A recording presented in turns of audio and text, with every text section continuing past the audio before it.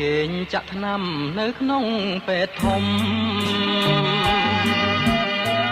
ស្ដាប់ចាប់និយមនៅមាត់បងអួចសំលេងចាប់អើយសូដោយបងហួចកាលបងងប់លួចស្នេហ៍ស្រីដំប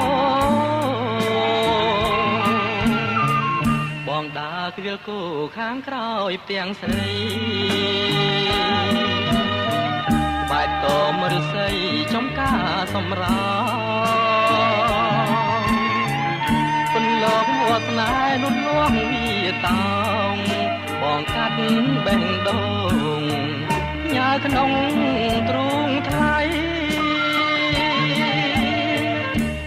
អូនស្ម័គ្រ